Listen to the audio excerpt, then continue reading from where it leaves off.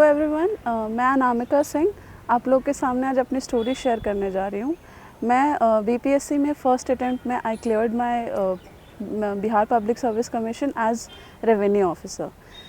मुझे 357 रैंक मिली है and this is a proud moment कि आज मैं यहाँ पे आके आप सबके सामने अपनी लाइफ के कुछ ग्लिम्सेस शेयर कर पाऊँ, कुछ ऐसी चीज़ें बता पाऊँ जो शायद आपको आगे जाके हेल्प मिल सके, जिनसे आपको मदद मिल सके। Honestly this wasn't a small task, मतलब ये सारी चीज़ें आसान नहीं थी। 6 साल हो गए यहाँ पर दिल्ली में।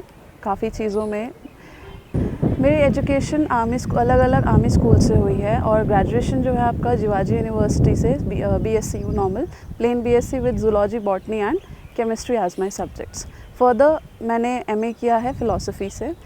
आफ्टर माई ग्रेजुएशन इन 2015 मैं दिल्ली आई। यहाँ पे मैंने कोचिंग ज्वाइन की, जैसे बाकी स्टूडेंट्स करते हैं, कोचिंग ज्वाइन की और उसके बाद मेरी UPSC की प्रिपरेशन या फिर स्टेट सर्विसेज के लिए तैयारी शुरू हुई।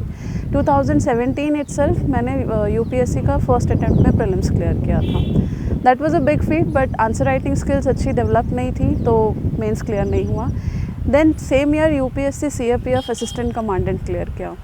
UPSC CDS SSB अपेयर किया था। धीरे धीरे चीज़ें स्टार्टेड अनफोल्डिंग कि कैसे हमारी प्रिपरेशन होती है। इनिशियली सब कुछ अच्छा था। Then 2018 I started preparing for this Bihar public service commission. First attempt था, ज़्यादा कुछ नॉलेज नहीं थी। बेसिकली नेटिव तो मैं बिहार की ही हूँ, लेकिन कभी रहे नहीं है। डोमिसाइल भी मेरा मध्य प्रदेश का था। I was as such another general candidate. मेरे पास PT के लिए जो सोर्सेज थे उसमें कुछ सोर्सेज बड़ी क्लियर थे, कुछ लोगों की गाइडेंस बहुत ही सटीक तरीके से मिली थी, जिसमें सीनियर्स थे जिन्होंने एग्जैक्टली बताया था कि दीज आर द एरियाज़ जो आप पढ़ लोगे तो PT निकालना बहुत ईजी हो जाएगा। That worked. Honestly what I feel is कि प्रीलिम्स जो है it's just not about knowledge, it has in it कि आपका लक फैक्टर बड़ा रोल प्ले करता है। नॉलेज हम सब अपेयर करते हैं, हम सब मॉक टेस्ट देते हैं, हम सब GS पढ़ते हैं।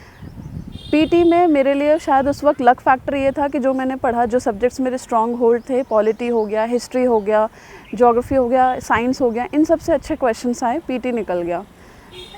वो UPSC के टाइम पे जो पढ़ी हुई मेहनत थी या जो फिर जो हम अलग अलग स्टेजेस में करते हैं उसको साथ में रख कर BPSC started working well. Then came mains में, क्योंकि मेरा UPSC में मेंस एक बार नहीं निकला था तो आंसर राइटिंग को लेकर एक अंदर से डर भी होता है। हालांकि आई स्टार्टेड प्रिपेयरिंग, PT के साथ से ही मेंस की थोड़ी थोड़ी तैयारी हो रही थी। प्रिपरेशन मेंस की शुरू करने के लिए जो फर्स्ट स्टेप था that was writing answers. Answer writing चल रही थी, लेकिन मेजर जो इस पे काम शुरू हुआ वो टेस्ट सीरीज़ ज्वाइन करने के बाद हुआ। बिकॉज़ एग्ज़ाम में जाके उस 3 घंटे में अपना पेपर कंप्लीट करना बहुत बड़ा स्ट्रगल होता है अपने आप में ही। पेपर में आंसर्स लिख रही थी, बट वही टाइम के साथ मैनेज नहीं हो रहा था। टाइम मैनेजमेंट एक इशू बनता जा रहा था। धीरे धीरे मैंने स्टार्टेड जॉइनिंग टेस्ट सीरीज़, वहाँ पे जैसे जैसे करने लगे तो इट वाज क्वाइट इजी और मैनेज हो गया था, ऐसा इशू नहीं था। लेकिन हाँ, काफ़ी चीज़ें सीखने को मिली कि GS के पेपर्स कैसे करेंगे, किस तरीके से हम अपना ऑप्शनल कवर करेंगे। हिंदी थोड़ा सा मतलब एक डाउटफुल रहता था कि हिंदी को कैसे कहीं कुछ हो ना जाए, गड़बड़ ना हो जाए। क्वालिफाइंग ही सही है तो हिंदी में भी मेहनत करनी पड़ रही थी। जो सबसे बड़ा पॉइंट आता है GS के पेपर्स में कैसे प्रिपेयर करें। यहाँ पे मुखर्जी नगर में कंटेंट बहुत अवेलेबल है आपके पास मार्केट में। GS पेपर 1 में जैसे हिस्ट्री जो थी हमारा, हिस्ट्री के लिए कुछ सेट ऑफ क्वेश्चंस होते हैं जो हमेशा रिपीट होते हैं। आप गेस कर सकते हैं, प्रीवियस ईयर पेपर्स में देख भी सकते हैं। अगर हिस्ट्री किसी का वीक है या कोई ऐसा है जो मतलब ये कहे कि मेरे को थोड़ी इश्यूज़ होती हैं हिस्ट्री के साथ, तो फर्स्ट स्टेप वुड बी कि जितने भी पुराने पेपर्स हैं जो क्वेश्चंस रिपीट हो रहे हैं उनको हम पहले उनको सॉल्व करें। सेकेंड इज़ कि सिलेबस के अकॉर्डिंग जो टॉपिक्स दिए हैं वहाँ से हम धीरे धीरे सब कुछ कंप्लीट करें। कमिंग टू ज्योग्राफी वाला पोर्शन इन पेपर 2, क्वाइट ईजी क्योंकि ऑप्शनल था तो अलग से मेहनत करने की ज़रूरत नहीं पड़ी। इकोनॉमिक्स, पॉलिटी, इन सब के लिए हमने सिलेक्टेड टॉपिक्स पढ़े। बुक लिस्ट जो नॉर्मल मार्केट में सबको पता है कि यही ये बुक लिस्ट है, वही फॉलो किया। ऐसा कोई स्पेशल बुक लिस्ट नहीं थी। एंड जो बहुत बड़ा क्वेश्चन मुझसे पूछते हैं कि नोट्स बनाते हैं, कि आपने नोट्स बनाए अपने, तो नोट्स मेकिंग में मेरा शुरू से ही विश्वास नहीं था। मैंने कभी ऐसा कुछ स्पेशल नोट्स नहीं बनाए। हालांकि कुछ चीज़ों में प्रॉब्लम आई, जैसे बिहार जो जीके का मैटर होता है जनरली हिंदी मीडियम में ज़्यादा अवेलेबल है, काफ़ी कंटेंट उसका हिंदी में, इंग्लिश में ऑलमोस्ट नथिंग के बराबर है। तो वहाँ पे मैंने थोड़े बहुत नोट्स बनाए, उनको एक बार इंग्लिश में ट्रांसलेट किया and it was done. That is one such area जहाँ पे मैंने नोट्स बनाए हैं। Coming to the other portion के आंसर्स को बाकी स्टूडेंट से कैसे डिफरेंट करेंगे। मेरे आंसर्स काफ़ी कॉन्फिडेंट थी मैं कि मैंने अच्छे आंसर्स लिखे हैं, बट मुझे लगता है कि आंसर राइटिंग जब मैंने एग्ज़ाम हॉल में बाकी स्टूडेंट्स के देखे तो मुझे लगा कि मेरा आंसर काफ़ी अच्छा है। रीज़न बीइंग कि आंसर्स पे मेहनत की गई थी, हर आंसर में कोशिश किया गया था एक मैप डालने के लिए, पूछा हो नहीं पूछा हो, हिस्ट्री का है तो भी मैप डालने की कोशिश की गई, पॉलिटी में अगर जहाँ पे पॉसिबल है, करंट अफेयर में तो हम डाल ही सकते हैं मैक्सिमम क्वेश्चंस में, लाइक अगर ऑर्गेनाइजेशंस हैं, इंटरनेशनल इंस्टीट्यूशंस हैं तो कौन सा एरिया है, क्या किस में इम्पैक्ट कर रहा है, वो सारी जगहों का मैप डालना, टेबल्स अगर डिफरेंस पूछा है तो टेबल बना के किया गया, चार्ट्स डाले गए, क्योंकि एक तो लॉन्ग क्वेश्चंस होते हैं, 300 मार्क्स का पेपर होता है, आपके पास मार्किंग बहुत हैवी होती है, बड़े बड़े आंसर्स लिखने हैं, तो उसमें आप बिल्कुल ऐसे टाइप लिख देंगे तो फिर वहाँ पे बिल्कुल बोरिंग डल टाइप का आंसर हो जाता है। सो देयर इट वाज कि आंसर को इन्फॉर्मेटिव बनाना है, जो भी फैक्ट्स एंड फिगर्स लिखे, मतलब जो भी बात मैं एज्यूम कर रही हूँ या जो भी मैं अपने पॉइंट लिखना चाह रही हूँ उसको जस्टिफाई करना ज़रूरी है। If I am writing something कि ये है गवर्नर का है या कोई भी चीज़ है तो I should justify with the help of committees हो गई या कोई केस होगा या सुप्रीम कोर्ट की जजमेंट होंगी, तो हर जगह पर ये चीज़ क्लियर थी कि हमें हर पॉइंट को जस्टिफाई करना ज़रूरी है। That was one thing that will add value to your answers. Value addition जो था वो बहुत इंपॉर्टेंट था आंसर्स के लिए। धीरे धीरे एंड द अनदर एरिया जहाँ पे मैंने आंसर राइटिंग में काम किया था दैट वाज मैप। मैप बनाते सब हैं लेकिन मैप में जो डिटेलिंग होती है दैट इज़ वेयर जहाँ पे मेहनत लगती है, वो वाला एरिया था, काफ़ी मेहनत लगी थी, but slowly and slowly it really improved. Answer writing में ये रहा।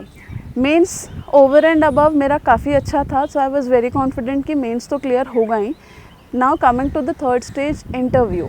इंटरव्यू सबके लिए जैसा होता है वैसे ही मेरे लिए भी था, काफ़ी नर्वसनेस थी, but it was a special day, big day की तरह भी ट्रीटेड एज, एंड ठीक परफॉर्मेंस गई थी, काफ़ी बैलेंस्ड इंटरव्यू था। ऑलमोस्ट हर एरिया से क्वेश्चंस पूछे गए थे, करंट अफेयर्स हो या फिर आपका बैकग्राउंड हो, जैसे मेरा बायो बैकग्राउंड था तो बायो से रिलेटेड मुझसे सारे क्वेश्चंस, शुरुआत मेरी बायो क्वेश्चन से हुई थी।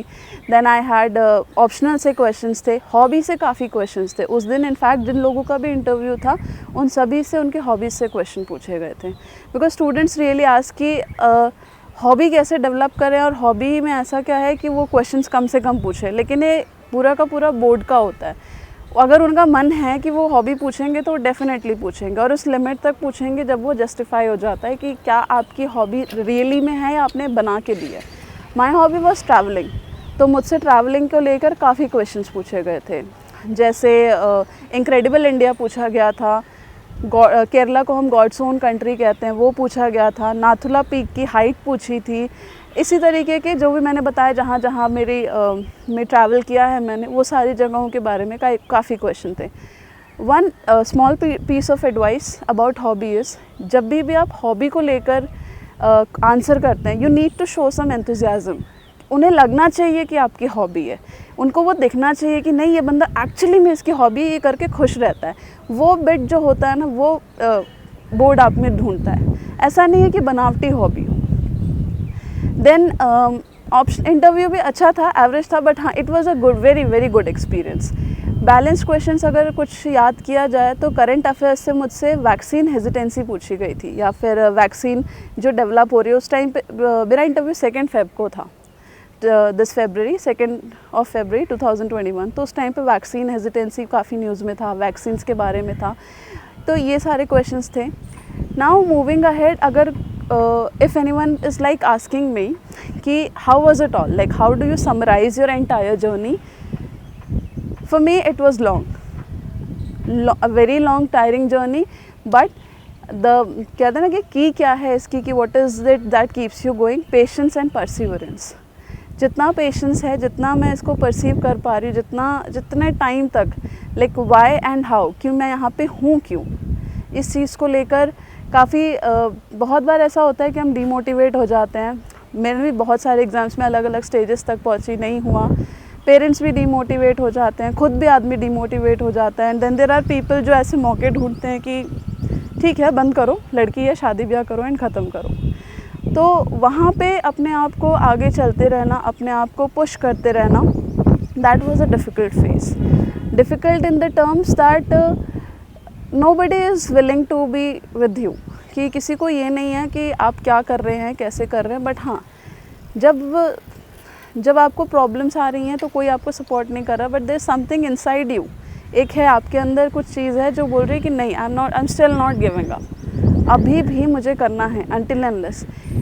हैविंग सेड दैट, अभी भी मेरा आरओ में सिलेक्शन तो हुआ as an revenue officer in Bihar revenue services, but this is not the end. ऐसा नहीं है कि ख़त्म हो गया, प्रिपरेशन ख़त्म हो गया। आई एम स्टिल गोइंग फॉरवर्ड, अभी भी I will appear, now I am at least stable, और अब मैं और स्ट्रांगली फोकस करके सिविल सर्विसेज की तरफ प्रिपेयर कर सकती हूँ। काफ़ी टाइम्स ऐसा होता है दैट मुझे अभी भी याद है, जब मैं घर से यहाँ आई थी, मेरा घर ग्वालियर में है, आई स्टे देयर, एंड जब मैं यहाँ आई थी तो बहुत सारे प्रिजम्पशंस मेरे ऊपर भी फेंके गए थे, थोपे गए थे इनफैक्ट, कि इसके लिए आपको 16 घंटे पढ़ना पड़ता है, 18 घंटे पढ़ना पड़ता है। ये सारी चीज़ें मेरे सामने भी आई थी, जैसे कि बाकी स्टूडेंट्स के लिए आते हैं। एक पीस ऑफ एडवाइस या फिर सजेशन, अगर आप मतलब काफ़ी स्टूडेंट्स कहते हैं कि हाँ क्या होना चाहिए अकॉर्डिंगली, कि how do you prepare, what was the time, मेरे लिए एक ही चीज़ है, दैट योर वाई, मतलब मैं यहाँ पर क्यों हूँ, should be much bigger than how, कि मैं आखिर में ये कैसे करूँ। कैसे का रास्ता मिल जाता है कि हम कैसे करें, लेकिन जो ये क्यों है ये ज़रूरी होना चाहिए, ये क्यों सही होना चाहिए कि मैं यहाँ पर क्यों हूँ। मेरे लिए भी आसान नहीं था, 2-3 साल तक I was with my parents support, यहाँ पर घर पे प्रॉपर सपोर्ट मिलता था। बट कुछ टाइम के बाद आप भी सोचने लगते हैं कि आखिर में हम बड़े हो गए, अब घर से कितना सपोर्ट लेंगे। पिछले 3 साल से ऑलमोस्ट मैं खुद जॉब कर रही हूँ, तो हैंडलिंग जॉब एंड एजुकेशन, ये जो प्रिपरेशन वाला फेज़ है, this was something that I was juggling between. एक जॉब भी की, फिर छोड़ दिया, फिर की, फिर छोड़ दिया, जैसे आपको होता है कि हाँ नहीं ठीक है, will manage something, will figure out. तब वहाँ पर ये जो जगलिंग है एजुकेशन की, मतलब प्रिपरेशन की और आपका जॉब का, ये काफ़ी लंबे टाइम तक चला। But this was a motivation, people kept on asking. तो आज की डेट में जिस तरीके से लोग मुझे देख रहे हैं, जिस तरीके से लोग मुझसे उम्मीदें करते हैं कि मैं मतलब मुझे देख के इंस्पायर हो रहे हैं, तो एक ही चीज़ है कि आज की डेट में आपको अगर प्रिपेयर करना है तो या from any corner of the world, कहीं भी बैठ के, लाइक किसी भी गांव में, शहर में आप कर सकते हो, बिकॉज सोर्सेस आपके पास हैं।